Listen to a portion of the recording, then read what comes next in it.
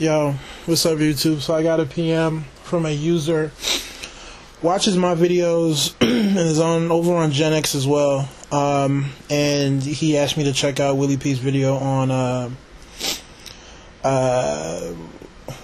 well, it wasn't one video, but it was a theme in his last couple of videos about successful men getting with beautiful women, and how why is it an issue for black men to say they want something that's highly attractive. And he talked about how other successful men will have the pretty wives as well, and do I agree with that? Yeah, typically so. If you have a man who's established, he knows he can get something beautiful and attractive, and on the other side of the coin, the women who know that they're beautiful, or compared to the other women that they're around, will know that, hey, I can get the most successful of men. So it's a two-way street. It isn't as if all the women are sitting there and they have no idea that men check for beauty. So it's just like, well, we don't know who he's gonna pick. It's like a man randomly walks into a room and there's 100 women there, and the women don't know who's gonna be chosen. But in reality, the women who know they're the prettiest will be, bogarting their way up to the front of the line. To make it a whole lot easier. I'm the prettiest one in here, choose me. So does that go on? Of course it does, right? Like I said before, it's a two-way street. Okay, the women who know that they're pretty compared to other women feel like they should be the first ones, to get the best and brightest. Okay, and the men, who have the most amount of money or the most amount of perceived success or whatever, feel like they should have the baddest chick out there. It is what it is. It's funny because I look at Kenny Smith, and I love Kenny Smith to death. And I saw his wife recently. I think it was during some segment of NBA All-Star Weekend. I'm like, yo, she's bomb. Would Kenny Smith have gotten her? If he wasn't a ball player? Probably not. But at the same time, she knew herself that, look how fine I am. I'm going to get with an NBA player. She wasn't sitting somewhere randomly going about her daily life as usual, and all of a sudden she got randomly chosen. She knew. She put herself in the mix, right? So you definitely have that going on. But what I will say in regards to black men, especially if you're successful, there is what's the word I'm looking for? There is a check and balance system to make sure you're still not messing up. Okay? A lot of successful men check for beauty, but they also check for her ability to fit into his world. Okay? So if he's upper class, middle class, whatever, he's still going to limit his search to that arena. Okay? And even if she's not in that arena, she better be able to fit into that world. Like I said before, yes, the top-notch white guy is going to be looking for the prettiest white woman out there, right? But it will be limited to other affluent white women as well. He's not going to just open it up to any chick, let me go to, some dive bar and find the hottest girl in there, and take her off to our country estate somewhere in Connecticut. That's not going to happen. Right? So if he's that upper crust Abercrombie white boy, he's looking for the best and baddest of that type of environment, that economic environment. It is what it is, as a filter, as a check and balance. Okay? Because if you purely open it up, right, to women who can't necessarily fit in that world, he's putting his success in jeopardy. Same thing with Indian. Okay? Yes, there's a lot of attractive Indian women. But even with my friends that are Indian, right, the women that they get with, a lot of them are very beautiful, but they also can fit into the world. So, if they grew up, and most of them, for me, they were that upper middle class, their parents were business owners, they maybe owned a couple of gas stations or a couple of dry cleaning services.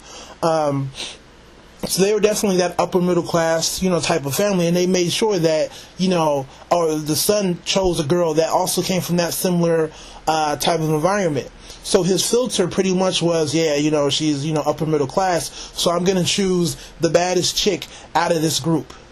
So that's what successful men do. They choose the baddest girl, okay, that still falls within the world that they live in. But for black men, we have to be careful. The ones that are already successful, the ones who are, still figuring out where they're going to end up, right? It's just not about making it and getting the baddest chick out there. You know, I've had, some of my dad's friends, some of my uncles, that are Nigerian, they made this same mistake. You know, a lot of the ones that are extremely Americanized, the Joe Cool type cats, they came over here, got successful, maybe doing, medical transportation or, some business, made a lot of money. And they're like, man, let me go get, a bad chick. So they ended up choosing a bad chick, but who fell way outside of the economic or socioeconomic world they lived in, and it was nothing but trouble. So for a lot of black men, we have to be grounded. Sometimes what upsets me is you have black men, once again, who feel like I'm on top of the world because there's quality. Yes, there's quality, there's quantity, but you want quality. Okay, if you come successful, yes, they will, be beautiful women in quantity, but it doesn't mean it's quality. It doesn't mean they fall into your world.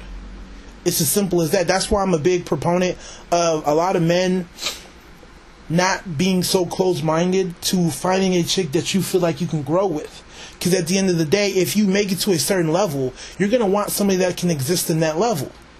Right? And the sad thing is, how many successful men get in a horrible dilemma where, yeah, they're around beautiful black women that they would like to be with, but they definitely can't fit into their social world. And then there's the white chick or the Asian girl who, may not be what they were looking for initially, but because they can fit into their world, they go with them. Right? That's the dilemma you face. So it's almost a bittersweet moment. Yeah, you're successful, and there's a whole bunch of attractive women that are available to you, at least in Southern California, that is. But then how many can fit into the world that you live in? How many? Right? A lot of smart dudes know it, but then you have dudes that made the mistake. My uncle, love him to death, tells me all the time, that is the mistake he made. Highly successful. So got with a highly attractive woman, or, relative in terms of his definition, and it was nothing but problems because she skipped so many different socioeconomic levels, it's not even funny. Literally, not to be even rude, she went from like a 3 to a 17. She jumped way the hell up. Okay, couldn't hang. So now he has understood that I need to choose a bad chick because I'm successful. Okay, but at the end of the day, it still has to be relative to my economic level, right? So his girlfriend now is highly attractive, but she has her own. She's doing well for herself. Mind you, she's a bit older, but out of his demographic, in terms of the women that he's looking for, he chose the best and brightest of that group. So for black men who are successful, or, who are on their way, or, just who are still trying to formulate their life plan, you have to be mindful that, yes, you will be successful, and yeah, you shouldn't feel guilty about, going off and getting, a highly attractive woman, but understand that there's a catch to it. Right? You have to make sure she can still fit into your world. So you just can't look at, other men get to do it, and they're like, yeah, so why can't I? They're also going off of the world that they can live in. Like I said before, I have a friend, and I said this a long time ago, very close friend who's Hispanic. Okay, came from a pretty much upper class type of family, and his dad was upset with his marriage because he married, and the woman, she's very attractive, but she didn't fall into his economic world that he was in. It was just a reality of life.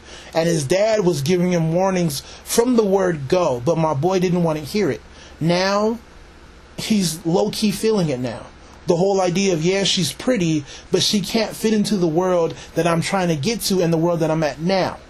Right? Because he didn't understand the whole idea of, yes, you want to marry a beautiful woman, right? Especially if she's of your own racial background, but she also has to fit into your social class as well.